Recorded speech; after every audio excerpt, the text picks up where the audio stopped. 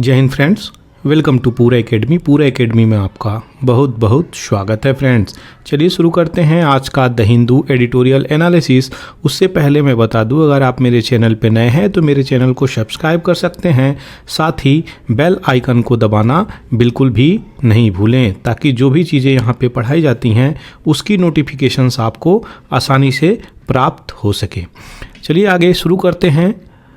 हर बार की तरह यूपीएससी का प्रीवियस ईयर पीवाईक्यू जो 2022 में ये पूछा गया, तो आपको बता दूं ये जो है क्वेश्चंस आपका 2022 का क्वेश्चंस है। 2022 का ये क्वेश्चंस है जो कि इम्पोर्टेंस रखता है आपके एग्जामिनेशंस के पर्सपेक्टिव से।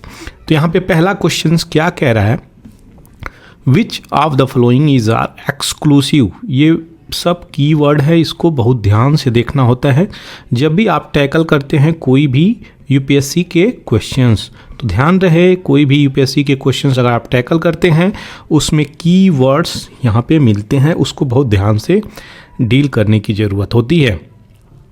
तो एक्सक्लूसिव पावर यहाँ पे बोला गया है कि इसका लोकसभा का। तो पहला स्टेटमेंट क्या दे रहा है, to ratify the declaration of emergency. दूसरा कह रहा है to pass a motion of no confidence against council of minister.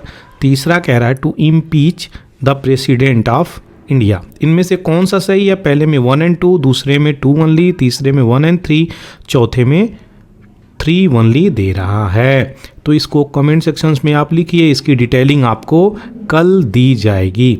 दूसरा जो क्वेश्चन पूछ रहा है यहाँ पे ज्योग्राफी से निकल के आ रहा है, पहला पीक और दूसरा उसके माउंटेन्स को लेके क्वेश्चंस है। तो हम लोग देख लेते हैं भारत की जो पीक्स है वो कहाँ कहाँ पे है, उसको हम लोग देखेंगे। तो क्वेश्चन क्या कह रहा है, नमचा बरवा गढ़वाल हिमालय में है और नंदा देवी कुमायूं हिमालय में है, नोकरेक जो है सिक्किम में हिमालय में है। तो इनमें से कौन सा पेयर करेक्टली मैच करता है? तो पहले में कह रहा है 1, 2, दूसरे में कह रहा है 2 ओनली, तीसरे में कह रहा है 1 और 3 और चौथे में डी ओनली कह रहा है। कौन सा सही है इसका कमेंट सेक्शंस में आंसर आप लिख सकते हैं। अगली बार जब वीडियो अपलोड होगी उसकी डिटेलिंग आपको इसकी आराम से दी जाएगी, ताकि जो भी चीज़ यहाँ पे बताई जाती हैं उसकी क्लैरिटी और डाउट हो जाए। कुछ लोग दोस्त यहाँ पे ये बोल रहे हैं कि जो भी आप क्वेश्चंस यहाँ पे आप देते हैं उसकी डिटेलिंग को उसी समय इमीडिएटली दे दिया करिए। तो ऐसा मैं कर सकता हूँ, मुझे कोई इशू नहीं है, लेकिन क्या इशू आपको हो जाएगी वो देख लीजिए। देखिए, यूपीएससी सबसे पहले आपसे डिमांड करता है कि आप केवल पढ़िए मत, आप केवल रीडिंग पे मत फोकस करिए, आप रिवीजन पे भी फोकस करिए। तीसरा, रिपीटेडली रिवीजन की फोकस करिए। तो ये जो इम्पॉर्टेंट एस्पेक्ट है जो मैं आपको बता रहा हूँ वो उसी के नाते मैं एक दिन आपको क्वेश्चन देता हूँ, दूसरे दिन आपका रिवीजन भी करवा देता हूँ, भी डिटेलिंग के साथ। तो ये चीज़ें हैं ताकि कंसेप्ट क्लियर हो जाए, इसलिए मेरा इंटेंशन होता है कि रिवीजन बहुत ही इंपॉर्टेंट है, बिना इसके क्रैक करना लगभग नामुमकिन माना जाता है। तो इसको रिवीजन आपको करना होगा, तभी जाके ये चीज़ें क्लियर हो सकती हैं। तो जो कुछ भी आप पढ़िए उसको रिवीजन भी करिए, इसी पर्सपेक्टिव को लेके मैं यहाँ पे आगे चल रहा हूँ। जो नेशनल पार्क मैं कल दिया था उसका यहाँ पे देख लेते हैं। तो Gugamal national park, Sanjay Gandhi national park, अटडोबान देवी जो टाइगर रिजर्व है ये कहाँ पे है? ये सारे आपको MHA महाराष्ट्र में पाए जाते हैं। तीनों बहुत फेमस हैं, ये अभी रिसेंटली टाइगर रिजर्व घोषित हुई है। आगे बढ़ते हैं PIB न्यूज़ की तरफ। तो यहाँ पे हम लोग देखेंगे सेलिब्रेट किया गया क्या, वर्ल्ड इन्वायरमेंट जून। तो कब सेलिब्रेट किया जाता है? 5 जून को ये सेलिब्रेट किया जाता है, और ये 5 जून को वर्ल्ड इन्वायरमेंट डे सेलिब्रेट किया जाएगा। इसके लिए conference on consumer centric approach E booking transaction Delhi में यहाँ पे स्थापित हुई है, दिल्ली में ऑर्गेनाइज हुआ है क्या ये कॉन्फ्रेंस। और ये किस चीज़ पे फोकस करेगा? तो आपका ई कुकिंग सॉल्यूशंस के ऊपर देख सकते हैं आप कैसे इलेक्ट्रिकल एनर्जी का इस्तेमाल करके, इलेक्ट्रॉनिक डिवाइस का इस्तेमाल करके हम कुकिंग कर सकते हैं, यानी ई कुकिंग के तरफ जोर दिया जा रहा है। तो यानी फॉसिल फ्यूल का इस्तेमाल कम करना हो जाएगा और जो भी हम लोग लकड़ी का प्रयोग करते थे, गैस का प्रयोग करते थे, वो कहीं ना कहीं कम होगा। तो रिन्यूएबल एनर्जी से पॉल्यूशंस कम होता हुआ नज़र आएगा। तो वही मिनिस्ट्री ऑफ पावर, जो कि इसके अंदर में बी आती है, बी क्या है, ब्यूरो ऑफ एनर्जी इफिशियंसी, ये ऑर्गेनाइज कराई हुई है। तो इसके तरफ हम लोग जा सकते हैं, एक ट्रांजिशंस होगा और इलेक्ट्रिक कुकिंग की तरफ बढ़ते हुए नज़र आएंगे, ताकि लोगों को एक सस्टेनेबल लाइफ मिलता हुआ नज़र आए। यूनियन मिनिस्टर ऑफ स्टेट अभी इंडिपेंडेंट चार्ज लिए हुए हैं साइंस एंड टेक्नोलॉजी में, और पीएमओ पर्सनल इस पे public grievances, pension, atomic energy, यहाँ पे डॉक्टर जितेंद्र सिंह।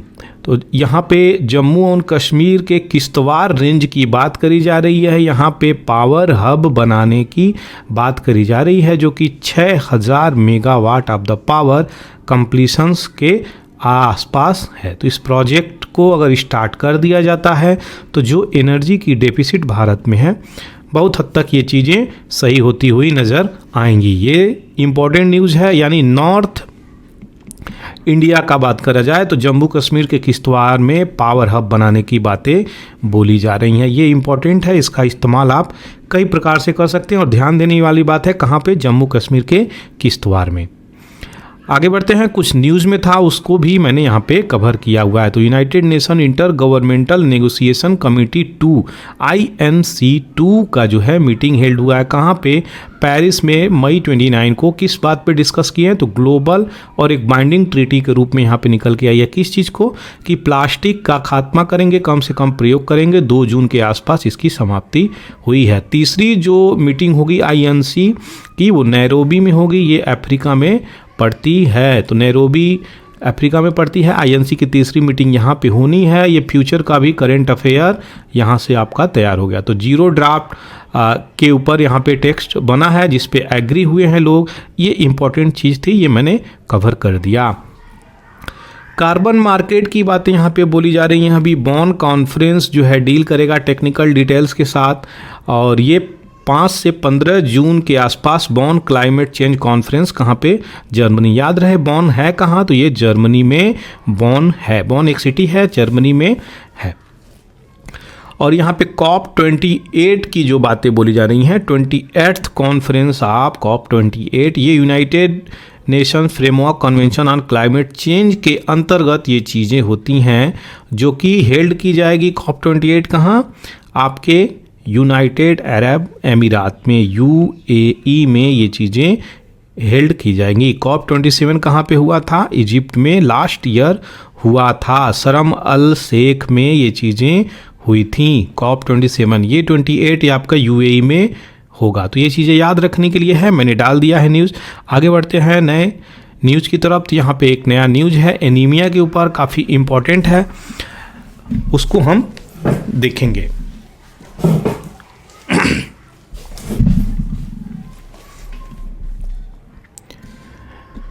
इंडिया का एनीमिया के बारे में अगर हम जानें तो एनीमिया एक ऐसा डिजीज़ है जो हर प्रकार से लोगों को इम्पैक्ट करता हुआ नज़र आ रहा है। आपको बता दें, एनीमिया से बहुत इम्पोर्टेंट इश्यूज़ निकल के आती है, जो आपके देश की इकोनॉमी को भी हैम्पर करता हुआ नज़र आ रहा है। सबसे पहले हम देखेंगे अनीमिया को। तो एनीमिया से क्या क्या चीज़ें होती हैं, क्या सिम्टम्स इसके हो सकते हैं। अगर आप एनीमिया से ग्रसित हैं तो आपको टायर्ड महसूस होगी, आप वीकनेस फील करते हुए नज़र आएंगे, आपकी ब्रीदिंग पैटर्न भी शॉर्ट होती हुई नज़र आएगी, और जो इन्फेक्शंस है वो बढ़ता हुआ नज़र आ सकता है। पैर के तलवे में नंबनेस और कोल्ड फील होता हुआ नज़र आएगा, और आपका जो पॉलर है ये आई का, उसके ऊपर ऐसी चीज़ें नज़र आती हुई आएंगी आपको। और दूसरी जो चीज़ें हैं, ये माउथ का, पीका, ये जो चीज़ें हैं ये प्रॉब्लम क्रिएट करती हुई नज़र आएंगी। ये सारी इम्पोर्टेंट सिम्टम में से ये और ये तीनों काफ़ी इम्पोर्टेंट हैं। ये सारी चीज़ें काफ़ी इम्पॉर्टेंट सिम्टम के रूप में नज़र आती हैं। अगर ऐसी चीज़ें हो गई जहाँ पे वीकनेस, शॉर्टनेस ऑफ ब्रीथनेस और ये कोल्ड हैंड्स और फीट में आपको ठंडा महसूस होना, ये इसके स्ट्रांगली सिम्टम नज़र आते हैं। बढ़ते हैं एनीमिया की तरफ, तो भारत की क्या दशा, स्थिति, परिस्थिति है, उसको यहाँ पे डिटेल से समझा जाएगा।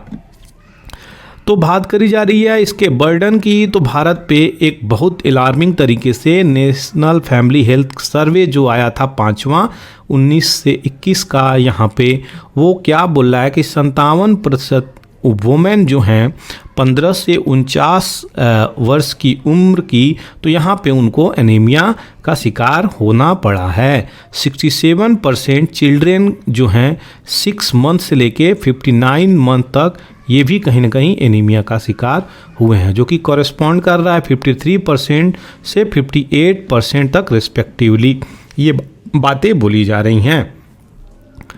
हेल्थ मिनिस्ट्री इस पे अपना कदम उठा रहा है ताकि इसको कैसे, इसके क्या क्या चैलेंज हैं, इसको डील कर सके। WHO का भी यहाँ पे एनीमिया को लेके वर्ल्ड में बहुत सारा कैंपेन प्रोजेक्ट चलाया गया है ताकि इसको डील कर सके, ये प्रॉब्लम ना हो।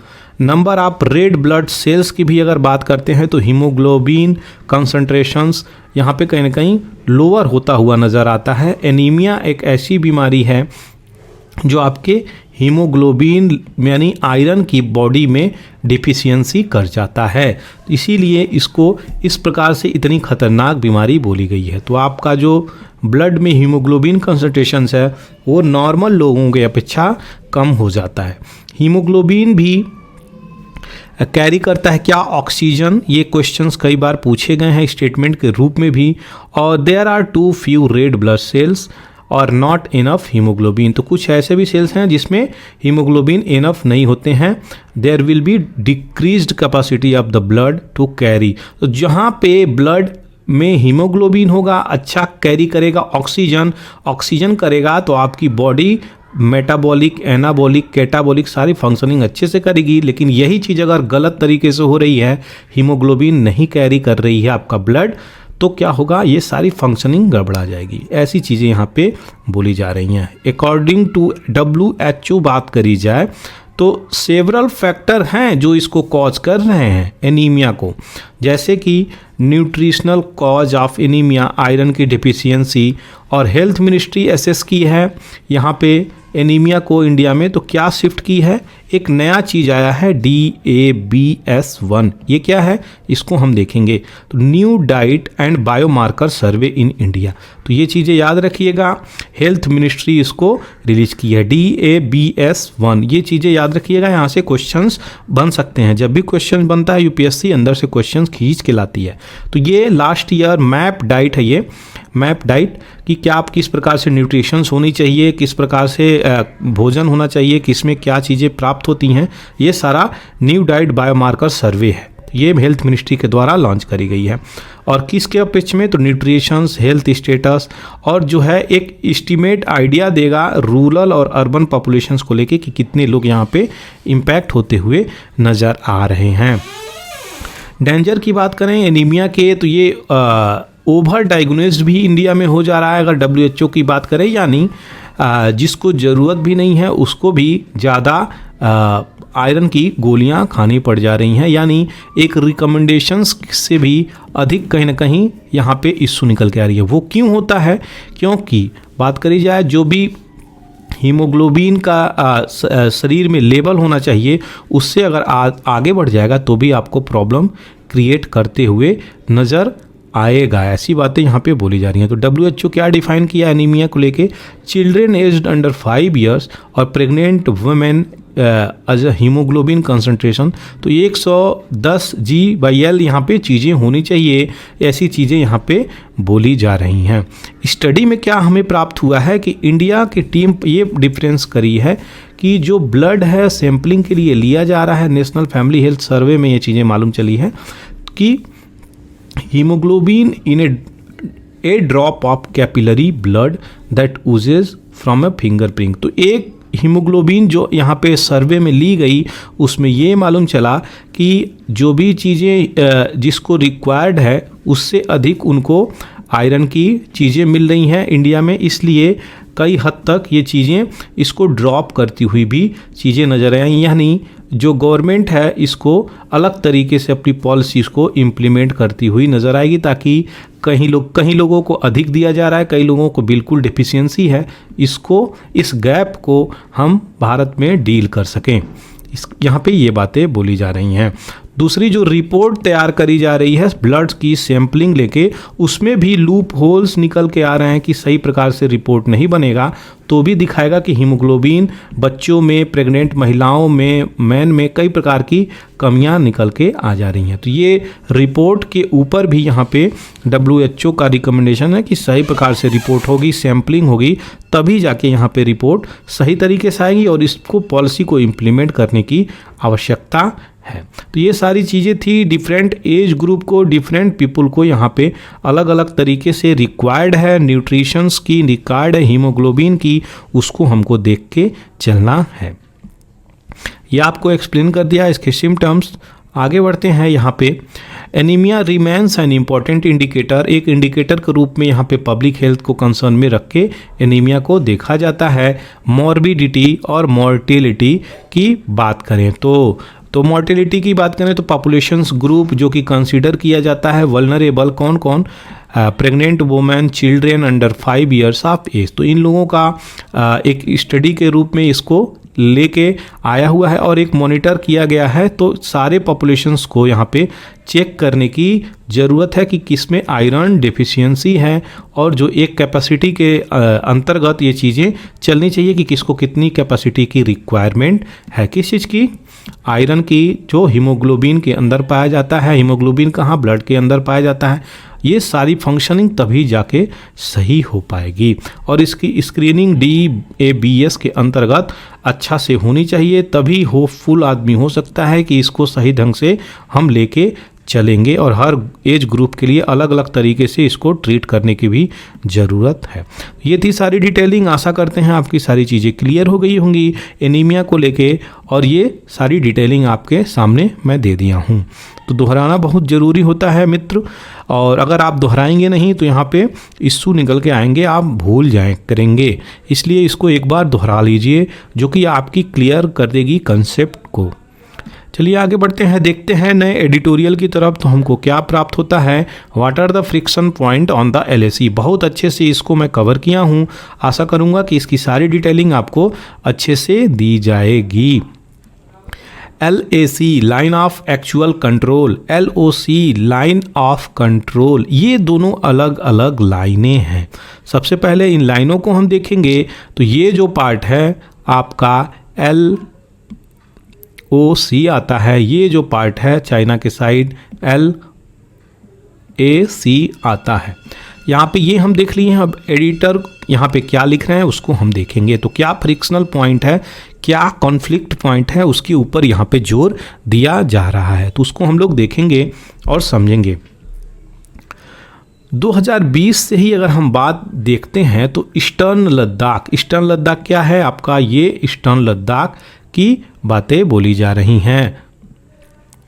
ईस्टर्न लद्दाख 3 साल से यहाँ पे इश्यू बनाया हुआ है, क्या, इंडिया और चाइना पे। और ये जो है डिसएंगेजमेंट और डी एस्केलेशंस, रेस्टोरेशंस के ऊपर यहाँ पे इश्यू निकल के आ रहा है कि इसको कैसे हम लोग लाइन ऑफ एक्चुअल कंट्रोल को कैसे डील करेंगे, कैसे किस प्रकार से अपनी जियोपॉलिटिक्स को चाइना के साथ आगे लेके चलेंगे। तो यही डिप्लोमेटिक और मिलिट्री और पॉलिटिकल लेवल जो चल रही है, सीनियर मिलिट्री कमांडर लेवल की बातें हो रही हैं, मीटिंग हो रही हैं, इसको किस प्रकार से हम आगे लेके चल रहे हैं। भारत अपने मुद्दों को किस प्रकार से चाइना के सामने रख रहा है, चाइना इसको किस प्रकार से देख रहा है, यह देखने योग्य बातें होंगी।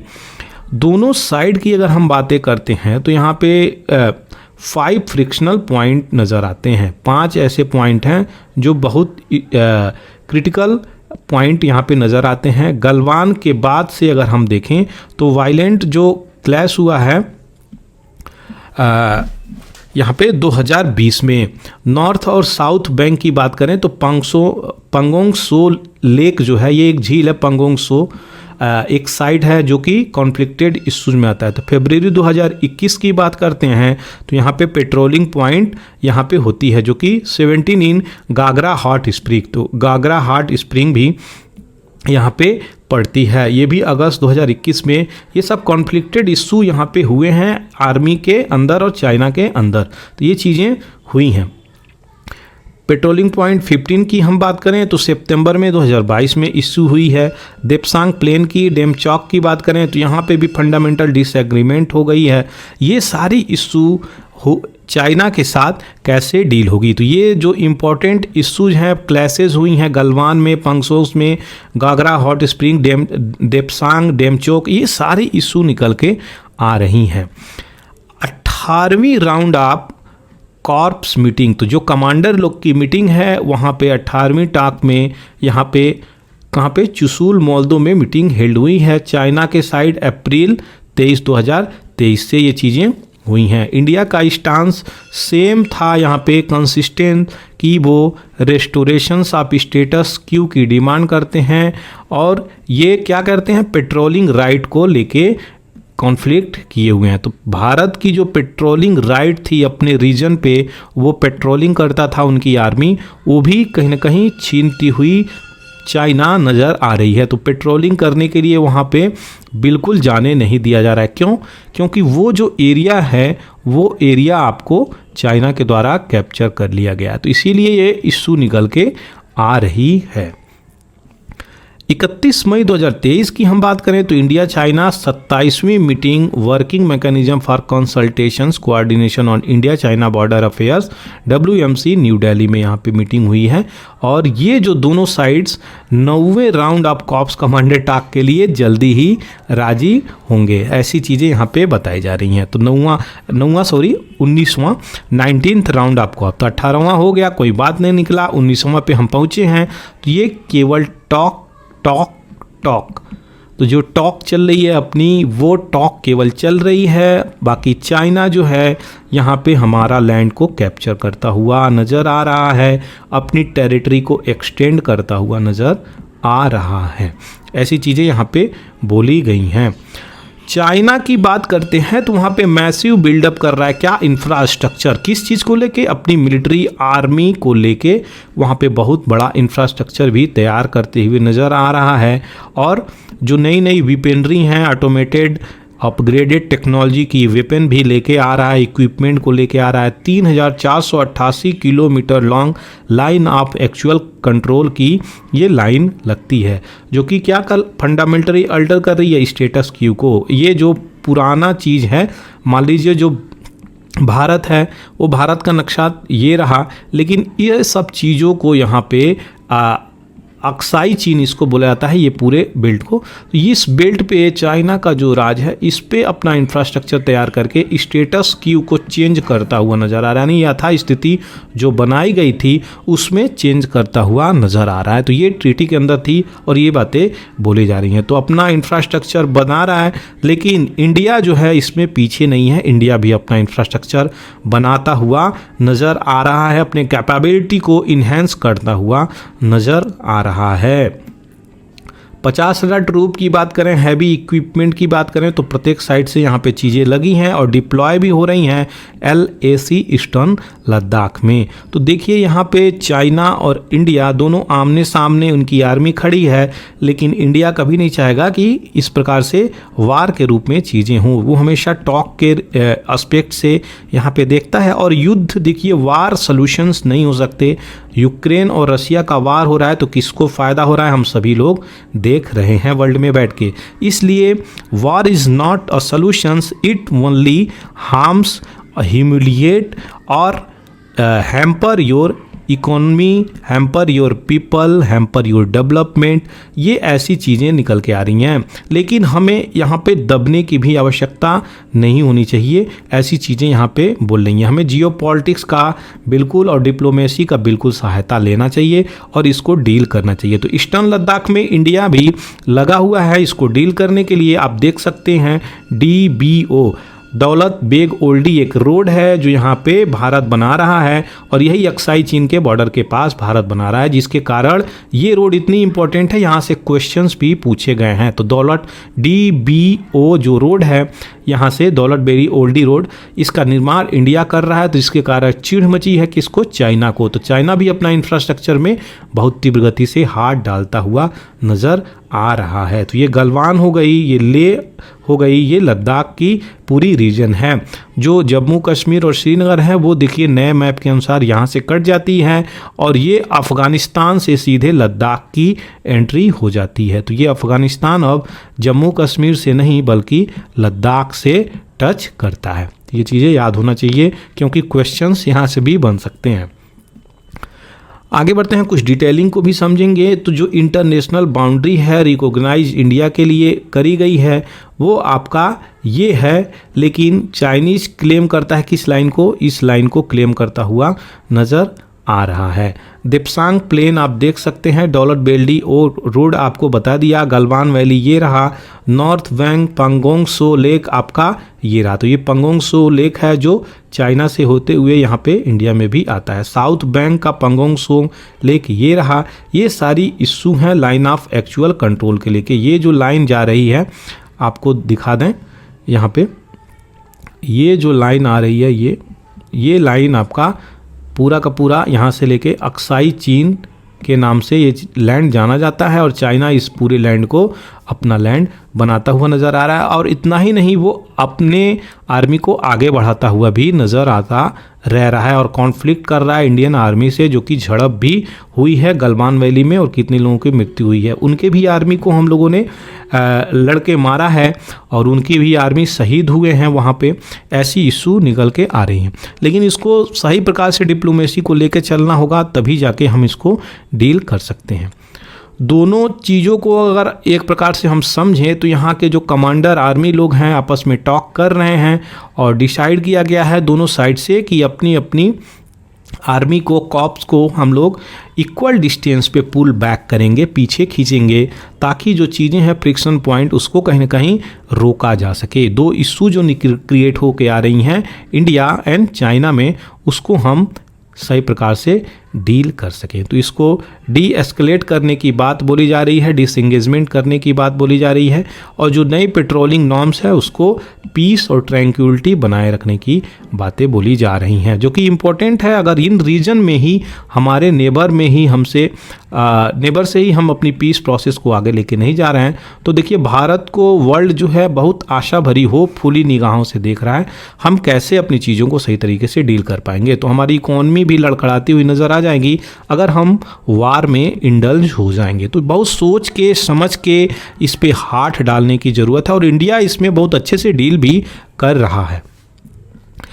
दूसरी तरफ जो बात करें, China had move large number of troops, तो अपना चाइना जो है ट्रूप्स इक्विपमेंट LAC पे यहाँ पे लाया ही है, और अंदर भी आ चुका है किसके? इंडियन टेरिटरी के, जो कि पहले मैं आपको बताया। तो ये और आगे बढ़ता हुआ चला आ रहा है, नॉर्थ बैंक की तरफ आता हुआ चला आ रहा है। नॉर्थ बैंक देख सकते हैं आप, ये इस साइड आपके है, ये चीज़ें कैप्चर करता हुआ नज़र आ रहा है। और चाइनीज़ ट्रूप जो है फिंगर 8 से फिंगर 4 तक यहाँ पे ब्लॉक करती हुई नज़र आ रही है। किस चीज़ को? इंडिया आर्मी की पेट्रोलिंग को। इंडिया जो फिंगर 4 से लेके फिंगर 8 तक क्लेम करता था, उस टेरिटरी में फिंगर 4 तक सीमित हो गया। ये फिंगर 4 क्या, ये सब पॉइंट है जहाँ पे डिस्टेंस के रूप में देखा जाता है। आपको पूरी चीज़ें मैं यहाँ पे बता दूँ। देखिए यहाँ से बहुत सारी पहाड़ें हैं, वैलीज़ हैं, रिवर्स हैं, ये गुजरती हुई नज़र आ रही हैं, लेक्स हैं। तो यहाँ की जो टोपोग्राफिकल रीजन है ये बहुत ही कॉम्प्लेक्स है, जिसके कारण यहाँ पे पॉइंट्स के रूप में हम लोग जानते हैं। आगे बढ़ते हैं, यहाँ पे फर्स्ट फेज ऑफ डिसएंगेजमेंट की बात करी जाए तो दोनों साइड से यहाँ पे अपनी आर्मी को पुल बैक किया गया था। पेट्रोलिंग पॉइंट 14 से गलवान वैली में और patrolling point 15 Ghaghara hot spring में। तो वायलेंट क्रैश होने के बाद से ये चीज़ें हुई थी, जिसमें 20 लोगों की जाने गई थी और 5-6 लोगों की, चाइनीज़ लोगों की भी यहाँ पे जाने गई थी। वो अलग बात है, चाइना के लोग कितने लोग मरते हैं ऑफिशियल आंकड़ा भी वो रिलीज़ नहीं करता है। डेमचौक की बात करें तो यहाँ पे दो म्यूचुअली एग्रीड बातें बोली गई हैं डिस्प्यूटेड एरिया में ईस्टर्न लद्दाख में।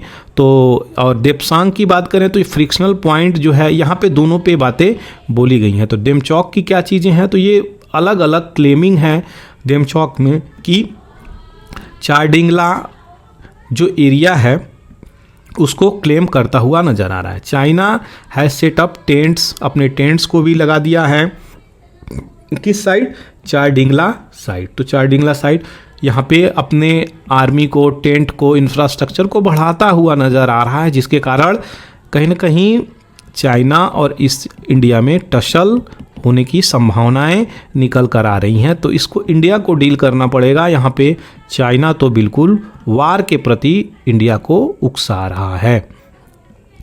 दूसरी तरफ बात करें तो दौलत बेगी ओल्डी रोड का निर्माण करने से चाइना और चिढ़ गया है, और एयरफील्ड की भी बात करी जाए तो हम लोग यहाँ पे निर्माण करते हुए नजर आए। 255 किलोमीटर लंबी दारबुक स्योक डीबीओ जो रोड है, इसका निर्माण करने के बाद चाइना जो है अपने इंफ्रास्ट्रक्चर में तीव्र गति से तेज़ी ला दी और आर्मी को भी डिप्लॉय करना शुरू कर दिया। ये सारी चीज़ें इतनी तीव्र गति से बढ़ी, जब गलवान वैली में हुआ सारी चीज़ें और तीव्र गति से ये स्पीड अप हो चुकी हैं। देपसांग प्लेन एरिया की बात करें तो चाइना ट्रूप्स यहाँ पे इंडिया के पेट्रोलिंग आर्मी को ब्लॉक कर देती हैं, आगे बढ़ने नहीं देती हैं। कौन कौन सी पेट्रोलिंग पॉइंट 10, 11, 11A, 12, 13, इसके आगे भी 14 तक मान सकते हैं। तो ये वाई जंक्शंस तक पेट्रोलिंग करने के लिए ब्लॉक करती हुई नज़र आ रही है। चाइना बिल्डअप किया है इस एरिया में और डराता रह रहा है इंडिया के पोजीशंस को डीबीओ को लेके। तो यहाँ से इसको चिढ़ है, इस डीबीओ से लेके इसको हमेशा चिढ़ रह रही है। देखिए हमारा ये रीजन हमें ही आने से, पेट्रोलिंग करने से मना कर रहा है। क्यों? क्योंकि बात करी जाए चाइना की जो पॉलिसीज़ हैं वो सदैव पॉलिसी है कि दूसरे की लैंड को हड़प लो भैया, और दूसरे को लैंड को हड़प लो ताकि और उससे दूसरे चीज़ के लिए बार्गेनिंग करवा लो। तो इनकी चाइना की जो पॉलिसीज़ है, belt and road initiative, maritime silk road initiative, ये सारे में हम कहाँ पार्ट कर रहे हैं, हम पार्टी नहीं कर रहे हैं। तो इसलिए हमेशा चिढ़ा रह रहा है, कहीं ना कहीं इशू चलता हुआ इंडिया से नज़र आ रहा है। काराकोरम पास के बिल्कुल नज़दीक है। देपसांग की बात करें ये तो और सियाचिन ग्लेशियर जो कि वर्ल्ड हाईएस्ट बैटल ग्राउंड मानी जा रही है, यहाँ से क्वेश्चंस कई बार बने हैं। सल्टारो रिज भी यहीं पे देखने को मिलती है। ये इंडिया की कैपेसिटी को और इंक्रीज करती हुई नज़र आ रही हैं। 2013 से अगर हम बात करें तो जो 2013 से चीज़ें डील हो रही थी जियोपॉलिटिक्स और डिप्लोमेसी के तहत, वो और अच्छे तरीके से यहाँ पे बढ़ती हुई नज़र आ रही हैं। अपनी ट्रूप्स, फ्रिक्वेंसी, पेट्रोलिंग को सही प्रकार से वहाँ पे लगाने की ज़रूरत है, टैकल करने की ज़रूरत है, ऐसी बातें यहाँ पे बोली जा रही हैं। आशा करते हैं ये सारी चीज़ें आपकी क्लियर हो गई होंगी, जो भी मैं यहाँ पे आपको एक्सप्लेन किया और इसके डिटेलिंग जो भी आपको यहाँ पे बताया। ये थी लद्दाख को लेके कंकरेंट सिचुएशंस की भारत की पोजीशंस क्या है, किस हद तक चाइनीज़ जो आर्मी है वहाँ की PLA वो किस प्रकार से पेट्रोलिंग कर रही है अपने बॉर्डर पे, स्पेशली इन लद्दाख रीजन, किस प्रकार से कैप्चरिंग सिस्टम से आगे बढ़ रही है, अपने इस हम लोगों के जो पॉइंट्स हैं फिंगर 1, 2, 3, 4 उसके तरफ किस तरीके से बढ़ती हुई नज़र आ रही है। तो जो भी इंपॉर्टेंट चीज़ें थी लेक से लेके पॉइंट्स तक, रोड तक, सारी चीज़ें हम लोग मैप के माध्यम से यहाँ पे देखे। आशा करते हैं ये सारी चीज़ें क्लियर हो गई होंगी। तो डाउट लेके नहीं जाइएगा, यहाँ पे चीज़ें क्लियर कर लीजिएगा। जो भी डाउट होगा कमेंट सेक्शंस में आप ज़रूर लिखें, उसका आपको रिप्लाई ज़रूर मिल जाएगा। चलिए आगे बढ़ते हैं नए एडिटोरियल की तरफ। तो यहाँ पे हम देखेंगे बाड़मेर रिफाइनरी के ऊपर यहाँ पे एक एडिटोरियल आया हुआ है, तो भी न्यूज़ हम लोग देख लेंगे। HPCL इसको निर्माण करती हुई नज़र आ रही है, joint venture oil refinery Pachpadra Rajasthan की जो है उसके साथ जॉइंट वेंचर है। तो HPCL इसके साथ पंचपद्रा के साथ जॉइंट वेंचर करके कमर्शियल दिसंबर 2024 तक इसको उद्घाटन करने की ज़रूरत है। अगर ये हो जाएगा तो एनर्जी की भरपाई हम लोगों की होती हुई शुरू हो जाएगी। 72,937 करोड़ का यह प्रोजेक्ट है। कंप्लीट करने का टारगेट मई 2024 तक रखा गया है। तो इसको कंप्लीट करने के लिए 80% कंस्ट्रक्शन वर्क रिफाइनरी यूनिट ये कंप्लीट हो चुका है और 30,000 करोड़ और एक्सपेंडिचर करनी बाकी है ताकि ये जल्दी से कंप्लीट हो जाए। तो बाड़मेर रिफाइनरी बहुत इंपॉर्टेंट रोल प्ले करेगा, लेकिन कौन किसके वेंचर से? HPCL और पंचपद्रा ये दोनों जॉइंट वेंचर से आगे बढ़ रही हैं। बालासोर में बहुत दुखद बात है कि यहाँ पे लगभग 300 आंकड़े निकल के आ रहे हैं। One of the major accident in the Indian history यहाँ पे निकल के आ रही है। ट्रेन की जो एक्सीडेंट हुई है बहुत ही दर्दनाक हुई है। बता दें आपको यहाँ पे 3 ट्रेनों का टक्कर हो गया है। वो कैसे, 3 ट्रेनें कैसे लड़ सकती हैं उसको हम सबसे पहले समझेंगे। सबसे पहले आपको बता दूं कि यहाँ पे मालगाड़ी एक आके खड़ी थी।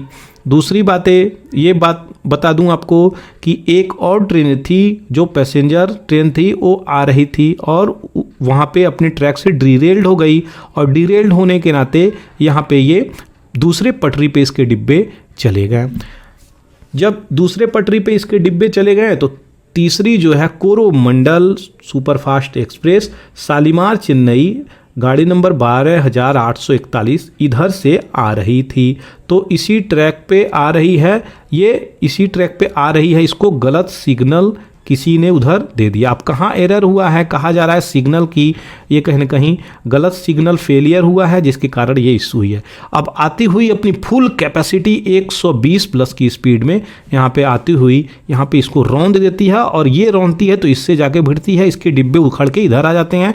इवन जो ट्रैक है वो भी यहाँ पे तोड़ती हुई नज़र आती है।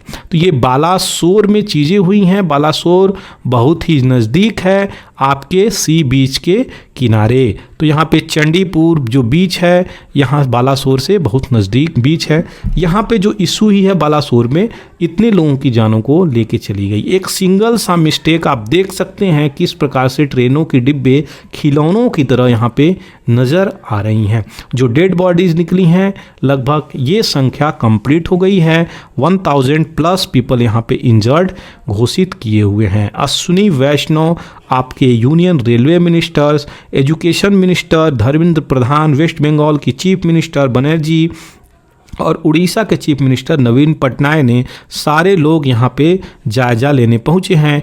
आपके नरेंद्र मोदी जी देश के प्रधानमंत्री वो भी यहाँ पे उस स्पॉट पे लैंडिंग किए हैं। तो कल वहाँ पे वो भी पहुँचे हैं और जायजा लेते हुए नज़र आए हैं। तो आप देख सकते हैं सारी की सारी इम्पॉर्टेंट पर्सनालिटी यहाँ पे पहुँची है। कहाँ पे लूपहोल हुआ है, भविष्य में ऐसी चीज़ें ना हो इसको लेके कार्यरत भारत को होना चाहिए। ये थी इम्पॉर्टेंट चीज़ें। और जो भी कोरोमंडल अपनी पूरी स्पीड से आती हुई यहाँ पे इस ट्रेनों को रौंदी है, वो अगर गलत सिग्नल के जगह अगर राइट सिग्नल दे दी गई होती ना तो ये एक्सीडेंट बिल्कुल रुक जाता। ये होता ही नहीं। अगर ये चीज़ें डिरेलमेंट हुई हैं अपने पटरी से, डिरेलमेंट का मतलब होता है अपनी पटरी से उतर जाना, और दूसरी पटरी पे चली गई गिर के, तो यहाँ से जो ट्रेन है वो 10 से 15 मिनट बाद कोरोमंडल एक्सप्रेस यहाँ पे आती है और रौंद देती है। तो ये चीज़ें 10 मिनट तक किस सिस्टम की फेलियर मानी जाए, इस पे एक हाई लेवल की इंक्वायरी जांच हो रही है। देखते हैं किस बात का यहाँ पे क्या न्यूज़ निकल के आता है, रिपोर्ट में क्या चीज़ें आती हैं। प्रीलिमिनरी जो प्रोब हुई है, जांच हुई है, उसमें सिग्नल का फेलियर बताया जा रहा है।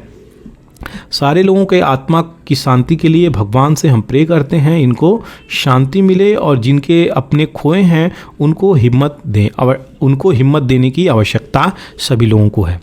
चलिए आगे बढ़ते हैं। ये जो न्यूज़ है इसके ऊपर कैग का रिपोर्ट ये आया है कि ये जो डिरेलमेंट हुई है ये अभी बहुत सारी कमियां हैं, और ये फ्लैग करी हैं कि short coming in derailment report. तो जो रिपोर्ट आई है उसमें भी कमियां बताती हुई नज़र आ रही हैं। कौन? कैग। तो यहाँ पे controller and auditor general of India यहाँ पे रिपोर्ट में बोले हैं कि इसमें बहुत सारी कमियां हैं, इसको फिर से रिव्यू करने की ज़रूरत है, अच्छे से हमें रिन्यू करने की ज़रूरत है। तो आपका जो एक्सीडेंट है 16 जोनल रेलवेज हैं जो कि 24 फैक्टर्स रिस्पॉन्सिबल होते हैं किस चीज़ के लिए? डीरेलमेंट के लिए।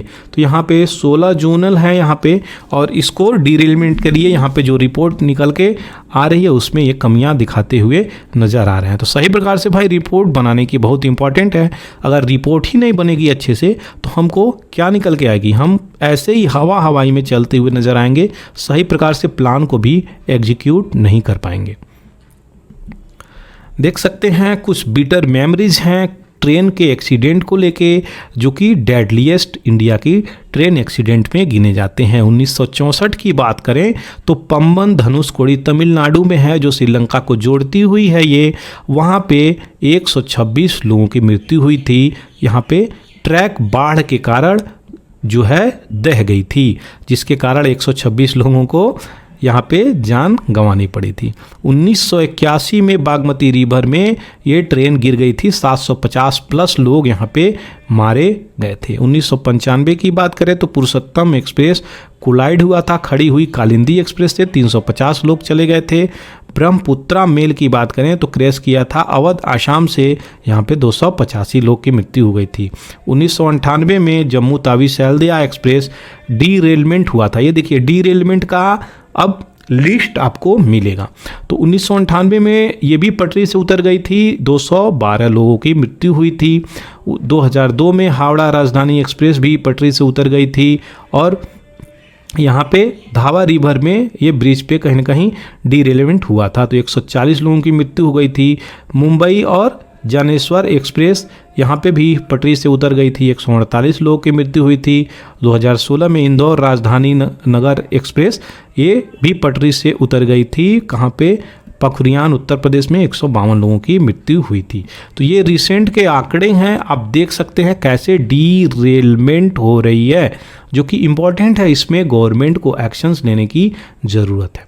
आज की बात करें तो 2 जून की 2023 को यहाँ पे शाम 5 से 7 के बीच में ये चीज़ें हुई हैं और डीरेलमेंट में यहाँ पे लगभग 300 लोगों की जानें जा चुकी हैं। कुछ इंपॉर्टेंट न्यूज़ लिख करके देखेंगे। यहाँ पे जो मनरेगा के वर्कर हैं, यहाँ पे वो आधार बेस्ड सिस्टम से यहाँ पे जो डीले है उनके वेजेस भी उसको रिजॉल्व किया जा सकता है। यहाँ पे बातें निकल के आ रही हैं। तो मनरेगा को डिटेल में बैकग्राउंड में जाके हम देखेंगे ताकि जो भी क्वेश्चंस यहाँ से बने वो छूटे ना। तो मनरेगा क्या है?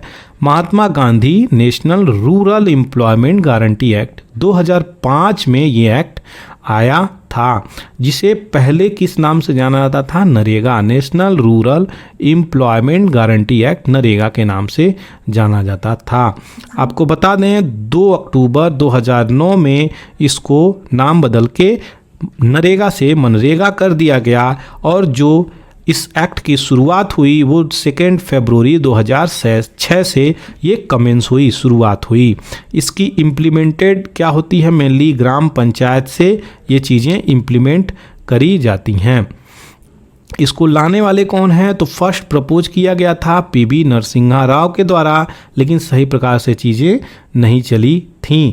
लेकिन रघुवंश प्रसाद सिंह जो कि रूरल डेवलपमेंट मिनिस्टर थे, ये इसको लाके इम्प्लीमेंट करते हैं और ये रूरल डेवलपमेंट मिनिस्ट्री के अंतर्गत चीज़ें आती हैं। तो ये क्या स्कीम है? ये स्कीम लेबर लॉज के ऊपर है, सोशल सिक्योरिटी के ऊपर है। क्या उद्देश्य है इसका? कि guarantee right to work provide करती है।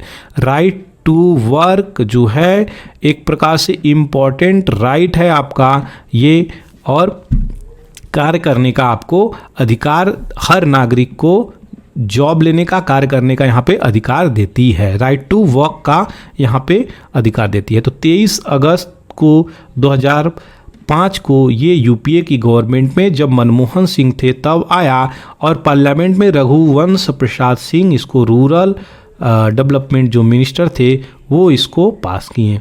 इसके उद्देश्य के तरफ अगर बढ़ते हैं तो हमको दिखेगा 100 दिन का रोज़गार आपको दिया जाएगा आपके 5 किलोमीटर के रेंज में, ताकि आप आसानी से जाके अपने काम को कर सकें। वुमेन की बात करी जाए इसमें तो यहाँ पे 1/3 जो है वुमेन को रिजर्वेशन दिया गया था। यहाँ पे दिया गया है कि गारंटी इनको इसमें जॉब मिलेगी। दूसरी जो मनरेगा में बात बोली गई है कि यहाँ पे जो कार्य होंगे वो ड्यूरेबल एसेट के रूप में डेवलप करे जाएंगे, ग्राम लेवल पे ये चीज़ें होंगी। तो रोड, कैनाल, पॉन्ड, वेल्स, ये सारी चीज़ों का निर्माण होता हुआ नज़र आ रहा है। लेकिन इसमें बहुत सारी लूप होल्स भी हैं। बहुत सारे जब स्कीम्स आई तो बहुत सारे स्टेट्स के जो ग्राम सभा हैं वो क्या किए, वो एक ही गड्ढे को बार बार खुदवाते थे, फिर इसको भरवा देते थे, फिर खुदवाते थे, फिर इसको भरवा देते थे उन्हीं लेबर के द्वारा। तो ये एसेट क्रिएट होने में कहाँ से रोल प्ले कर रही हैं। तो इसीलिए एसेट क्रिएशंस के ऊपर अगर ध्यान दिया जाएगा तब जाके कहीं ना कहीं डेवलपमेंट होगा।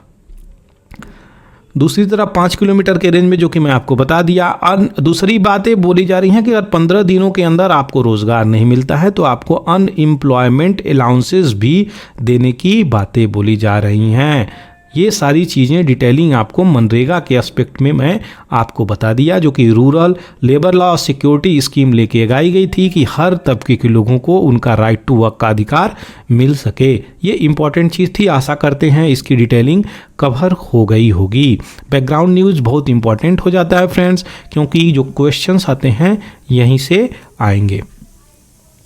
बिडेन जो है एक डेप्ट सीलिंग लगा दिए हैं कि कंट्री की अगर कोई भी डेप्ट चीज़ें बढ़ रही हैं तो एक सीलिंग लगा दीजिए, उससे ऊपर चीज़ें ना जाए। तो ये जो ट्रेजरी है वहाँ से लोगों की जो कैश पेइंग चीज़ें हैं वो कम होती नज़र आ रही है, इसलिए ये सीलिंग लगाते हुए नज़र आ रहे हैं।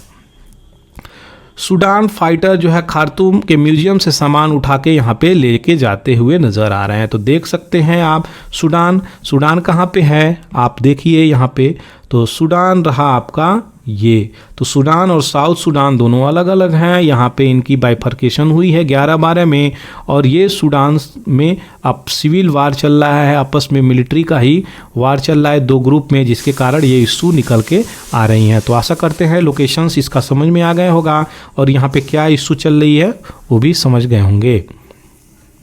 सेनेगल की बात करते हैं। सेनेगल कोर्ट यहाँ पे देख सकते हैं अपोजिशंस 15 लीडर को 15 डेड इन वायलेंस। यहाँ पे वायलेंस हुआ कहाँ, सेनेगल कहाँ है, तो सेनेगल आप देख सकते हैं ये आपका सेनेगल है। तो अफ्रीका कंटिनेंट में सेनेगल ये रहा, जो कि गाम्बिया, मॉरिसियाना, माली, गिसिया बिनाऊ इन कंट्री से अपना बॉर्डर शेयर करती है। तो ये इंपॉर्टेंट लोकेशन है, इसलिए मैंने आपको डाल दिया।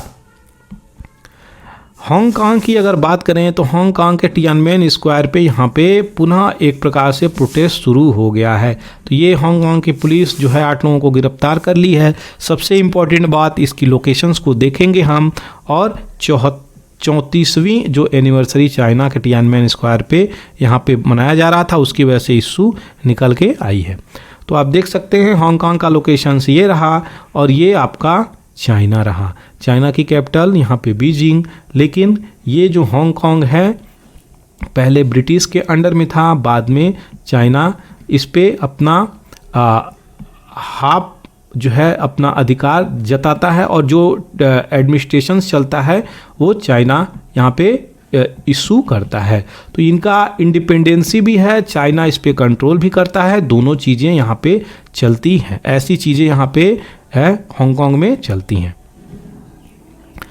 अभी रिसेंटली इम्पोर्टेंट यहाँ पे मीटिंग निकल के आई है, आप देख सकते हैं IISC सांग्रीला डायलॉग जो कि सिंगापुर में हुआ है। तो क्वेश्चन आ जाए 20वां सांग्रीला डायलॉग कहाँ हुआ है, तो आपका सिंगापुर में ये चीज़ें चल रही है। IISC सांग्रीला डायलॉग 20वां में। तो यहाँ पे इसके डिफेंस मिनिस्टर जो हैं क्या बोल रहे हैं कि एक पीस प्लान लेके आया हुआ हूँ। क्या डील करने के लिए, रशिया और यूक्रेन को यहाँ पे डील करने के लिए मैं एक पीस प्लान लेके आया हुआ हूँ।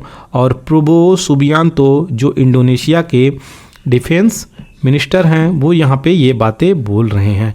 लेकिन वहीं पे वेस्ट कंट्री और यूक्रेन के लीडर्स क्या बोल रहे हैं यहाँ पे कि ये कहीं ना कहीं रसिया ओरिएंटेड पॉलिसी लग रही है और ये इन्फ्लुएंस है, इसलिए इसको एक्सेप्टेंस नहीं मिल सकती। ऐसी चीज़ें निकल के आ रही हैं। तो कहीं ना कहीं यूक्रेन स्वयं नहीं चाहता कि ये सारी चीज़ें पीसफुल तरीके से हो। अगर ऐसी चीज़ें होती हैं तो उनको अपने टर्म्स कंडीशंस को मानने पड़ेंगे। यूक्रेन कंट्रीज़ के लीडर ऐसी बातें बोल रहे हैं। तो ये हम लोग देखें कि कि ये जो IISC है सांग्रीला डायलॉग, ये 2021 का, ये कितनी इंपॉर्टेंट है, किस एस्पेक्ट से ये चलती हैं। तो सबसे पहले आपको बता दूं, ये एक डिफेंस समिट है एशिया प्रीमियर की सांग्रीला डायलॉग, जिसमें मिनिस्टर्स यहाँ पे मिलते हैं और डिबेट करते हैं किस चीज़ में, सिक्योरिटी चैलेंज को लेके, और बायलैटरल टॉक होता है। जो भी फ्रेश अप्रोच होती हैं सब एक साथ निकल के यहाँ पे चीज़ें आती हैं। सांग्रीला डायलॉग किससे है, वो भी अगर इशू आ जाए तो आपको बता देना है, ये डिफेंस सेक्टर से रिलेटेड है। कैंसिलेशंस कर दिया गया पिछला कोविड-19 की वजह से, जो कि आप देख सकते हैं अभी आपके सामने ये चीज़ें हैं जो सिंगापुर में होस्ट करी जा रही हैं। तो ये रहा इंडोनेशिया, ये रहा आपका सिंगापुर, ये चीज़ें आपको याद होनी चाहिए। दूसरी जो सबसे इम्पॉर्टेंट एस्पेक्ट निकल के आ रही है दोस्तों, कि सभी लोग जानते हैं जल ही जीवन है।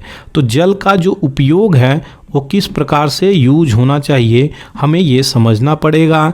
किस प्रकार से सस्टेनेबल यूज होना चाहिए वो हमें देखना पड़ेगा। कैसे इसको प्रिजर्व करें, कैसे कंजर्व करें, किस मात्रा में इसका उपयोग करें और वेस्ट ना करें, ये हमको देखना पड़ेगा।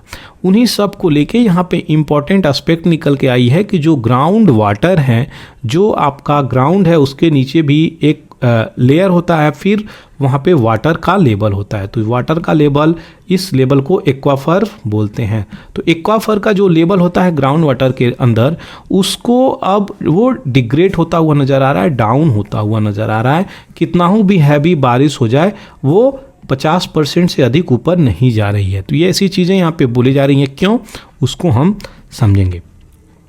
तो जो करंट यूज है ग्राउंड वाटर का वो दिन प्रतिदिन बढ़ता हुआ जा रहा है। आप देख सकते हैं खेती के लिए, फार्मिंग के लिए, हर प्रकार के वाटर के लिए हम लोग ग्राउंड वाटर का उपयोग करते हुए नज़र आ रहे हैं, जो कि यहाँ पे 50% ऑफ ग्राउंड वाटर ख़त्म होती हुई नज़र आ रही है। तो इसको किस प्रकार से रिकवर किया जाए, अगर ग्राउंड वाटर रिचार्ज होगा तब जाकर कहीं हद तक स्टेबल हो सकती है। लेकिन ग्राउंड वाटर तो दिन पर दिन इश्यू क्रिएट करती हुई नज़र आ रही है। कितने लोग ग्राउंड वाटर से हैं जो वाटर नहीं निकालते। तो हर घर में कहीं ना कहीं नलका लगा हुआ है और ग्राउंड वाटर से यहाँ पे ट्यूबवेल का भी इस्तेमाल हुआ है, तो ग्राउंड वाटर से इस्तेमाल होता है। तो हर प्रकार से ग्राउंड से ही हम लोग वाटर निकालते हुए नज़र आ रहे हैं। 2002 से 12 की बात करें तो 95% of India's ground water deplete हुई है, स्पेशली नॉर्थ इंडिया की बात करें। वार्मिंग क्लाइमेट हो रही है, इंक्रीज हो रही है क्या, फ्लड और ड्रॉट भी बढ़ रही हैं। वार्मिंग क्लाइमेट हो रही है क्या, बढ़ रही है यहाँ पे समर मानसून में रेनफॉल भी बढ़ रही है। दूसरी जो बात बोली जा रही है, समर मानसून में रेनफॉल बढ़ रही है और इंक्रीज हो रही है 6 to 8%, लेकिन रिकवर करने में बिल्कुल असक्षम है ये ग्राउंड वाटर को। तो ये जो ग्राउंड वाटर हम लोग लॉस कर दे रहे हैं वो कंप्लीट रिकवर बिल्कुल भी नहीं हो रही है, इसलिए इशू निकल के आ रही है। यूज ऑफ ग्राउंड वाटर की बात करें तो यहाँ पे जो एक्वाफर है, जो आपको अभी समझाया यहाँ पे, वो एक्वाफर इंडो गंगेटिक प्लेन में बहुत हार्ड है, उसको रिकवरी करना यहाँ पे इशू निकल के आ रही है। क्यों? क्योंकि गंगेटिक बेल्ट ऐसा बेल्ट है, यहाँ पे जो गंगा इन स्टेटों से गुजरती हैं तो एक्वाफर को तो रिलीज करती हैं, लेकिन वहीं पे पॉपुलेशंस इतनी है, इंडस्ट्री इतनी है, वहाँ से ग्राउंड वाटर निकाली बड़ी मात्रा में जा रही है। तो इसके कारण रिकवरी होना बहुत इश्यू निकल के आ रही है। तो ग्राउंड वाटर डिप्लेट होता नज़र आ रहा है और इनसफिशियंट है ग्राउंड वाटर, जो कि हमें कंजर्व करने की ज़रूरत है। तो इसी चीज़ को रिस्ट्रिक्ट और अनसस्टेबल तरीके से कैसे ग्राउंड वाटर इरीगेशंस के लिए उपयोग हो रहा है, उस पर हमें सोचने समझने की ज़रूरत है, जो कि हमें डील करने की ज़रूरत है। MRI डाटा में पता चला है जो आपका ब्रेन है आपके हार्ट से कहीं ना कहीं कनेक्टिविटी रख रहा है और इम्पैक्ट करता हुआ नज़र आ रहा है। ये ऐसी इशू निकल के आई हैं। कर्बिंग कोल्ड कॉल, ये जो ट्राई है उसके बारे में हम बैकग्राउंड में जाके पहले देखेंगे, फिर आपको ये इस न्यूज़ को देखेंगे। तो ट्राई क्या है? ट्राई एक telecom regulatory authority of India है। यह एक रेगुलेटरी बॉडी है गवर्नमेंट ऑफ इंडिया, और ये जो है 1997 में इसकी स्थापना कर दी गई है। ये रेगुलेटर है टेलीकम्युनिकेशन सेक्टर में कि किस प्रकार से टेलीकॉम को चलाया जाए।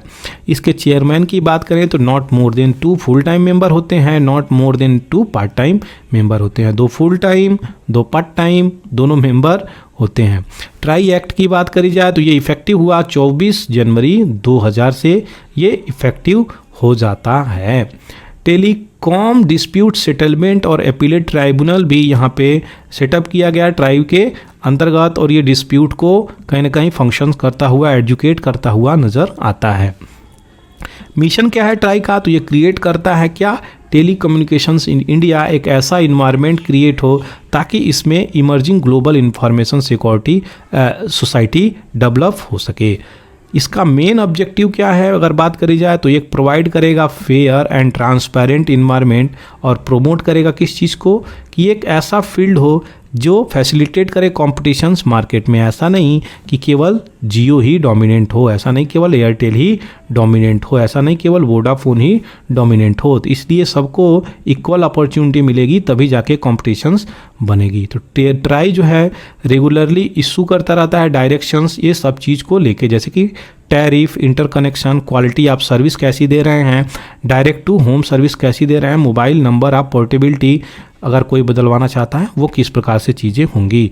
फॉर्मेशंस की बात करी जाए तो 20 फरवरी 1997 में इसकी फॉर्मेशन हुई है। हेडक्वार्टर नई दिल्ली में दिखाई जाती है। सबसे इम्पॉर्टेंट इशू यहाँ पे निकल के आती है 2015 की, अगर 2016 की हम बात करें यहाँ पे, तो मिनिस्ट्री ऑफ कम्युनिकेशन जो है सेंट्रल मिनिस्ट्री थी किस गवर्नमेंट ऑफ इंडिया में, जो रिस्पॉन्सिबल थी टेली कम्युनिकेशंस के लिए, पोस्टल सर्विसेज के लिए। तो पोस्टल सर्विस और टेली कम्युनिकेशन के लिए यहाँ पे दोनों के लिए रिस्पॉन्सिबल थी। और यहाँ पे अभी जो बात करी जा रही है आपको कि नई चीज़ें, ministry of communication and information technology से इसको हटा के 2016 में 19 जुलाई 2016 को ये मिनिस्ट्री ऑफ कम्युनिकेशन अलग मिनिस्ट्री बना दी गई है। तो 2016 में ये अलग मिनिस्ट्री बना दी गई है और ट्राई के अंदर ये चीज़ें रख दी गई हैं। और ये दो डिपार्टमेंट भी अपने पास रखती हैं, कौन? Department of telecommunication, department of post. ये दोनों किसके अंदर है? मीते के अंदर नहीं है, याद रखिएगा। Ministry of information and technology, कभी ministry of information communication and technology हुआ करती थी, लेकिन अभी मिनिस्ट्री ऑफ कम्युनिकेशंस के अंदर ट्राई को रखा गया है। कब से? 2016 से, जो कि इम्पोर्टेंट है, याद रखिएगा। आशा करते हैं आपकी सारी चीज़ें यहाँ पे कवर हो गई होंगी। ये थी आज की सारी the Hindu editorial analysis. Sunday 4 जून को सारी डिटेलिंग आपको अच्छे से कवर किया गया है। मेरा टेलीग्राम चैनल भी है, वहाँ पे जाके आप PDF को डाउनलोड कर सकते हैं और भी बहुत कुछ आप वहाँ से कमेंट कर सकते हैं। तो अगर कोई भी इशू आपको यहाँ पे लगे, कोई भी चीज़, तो आप कमेंट सेक्शंस में देना बिल्कुल भी नहीं भूलें। थैंक यू फॉर वॉचिंग पूरा academy the Hindu editorial analysis along with the current affair, Delhi current news, PIB news, front line etcetera etcetera I include over here daily.